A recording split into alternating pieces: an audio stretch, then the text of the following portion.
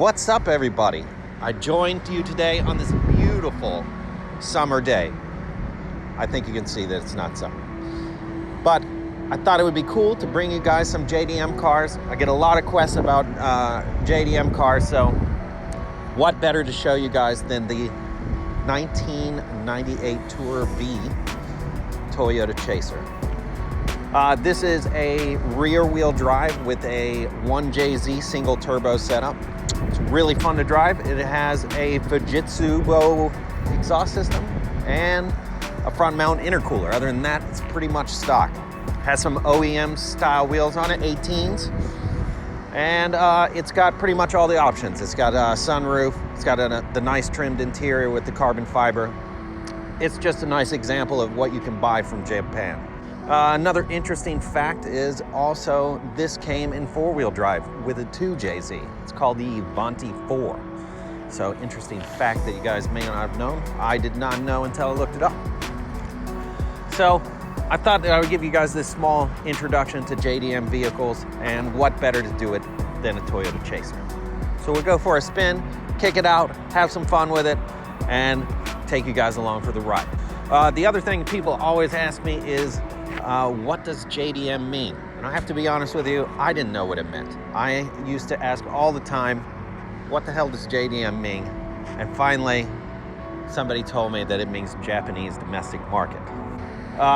There's some other subtle differences on here on the back. I'm sure you can see that it has the hanger. A lot of people ask me, what is the deal with that? They see it on several cars, they don't know what it is. I didn't know also what it meant until I had to ask somebody again. So when in doubt, ask somebody.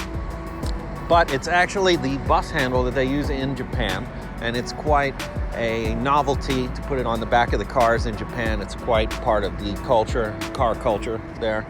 And it shows a lot of people drag it on the ground to show how low they can get the car. But it's an interesting little touch, and people that are in the J.D.M world, they know what it is, and that's why you see them hanging off the backs. Thanks for watching, and thanks for joining me along this small introduction to J.D.M vehicles. So let's go for a spin. First, let's get in the right side of the car.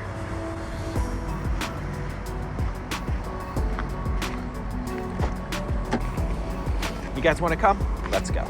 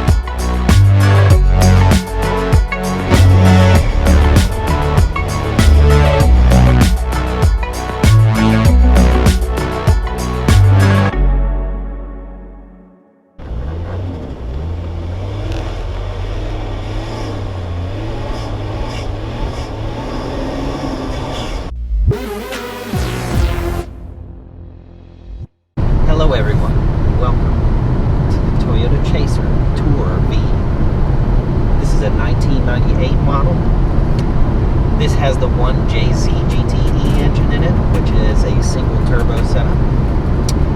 This does have a front mount intercooler, and it has a Fujitsu exhaust system.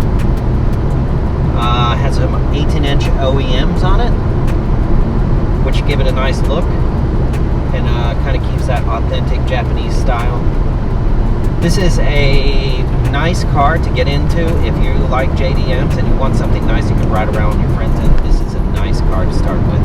It has the iconic 2.5 liter turbo engine in it that, you know, everybody's after. It has lots of power. This makes 276 horsepower and 279 pounds of torque, which is pretty decent. And usually with these Japanese cars, the government law for Japan limits them to 280 horsepower. So a lot of the times they'll have more than 280 horsepower, but they top out at their 280 mark, which is right on the line. So this has a 4-speed automatic gearbox, air conditioning, sunroof. It's pretty much loaded. It has some nice color interior with that typical Japanese colorful mats, which I always find intriguing. This is in really good condition for, it has 186,000 kilometers on it.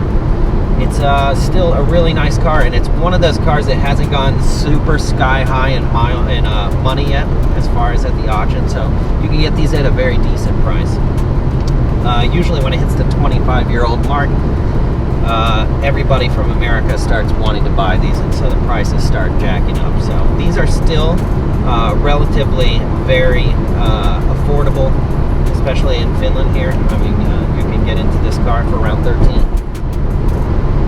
It's just a really nice example. It's fun to drive. As you can see, I've been kicking it sideways. We were lucky enough to get a little bit of snow here, so definitely had a little bit of fun with it.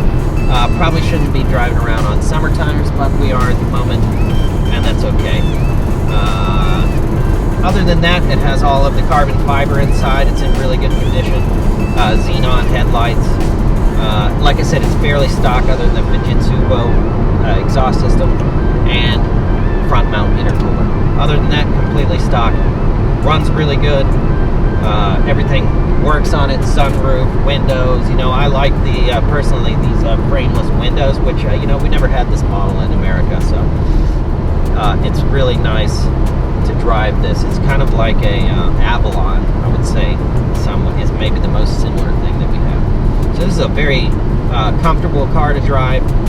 Still very affordable. Has some very nice features on it, and you know, it's a JZX100. Hard to find them with the turbo. This is the Tour V. They actually offered this also with the 3-liter and 4-wheel drive. So amazingly enough, I've never seen one of those, but it's that's also a really cool option that you can opt for, or you could have opted for at the time you were ordering this car. So just another cool car. You know, the J.D.M cars are so you know, such a nice kind of untapped resource that, you know, a lot of us don't know. You know, there's a huge clique of J.D.M fans, and you know, more and more keep coming to the market and coming to the you know, to the team, I will say. And a lot of people are kind of waking up to this J.D.M idea that, you know, you can get a lot of car for the money. You know, if you can get past driving on this side, which I have to say that after, you know, 3.5 years of messing around with these J.D.M cars, I particularly like riding over here. And actually, I probably prefer that. Don't tell my wife that, but I think I do. So, thanks for joining me along this trip and introduction into J.D.M vehicles. This is Steve, signing out. Peace!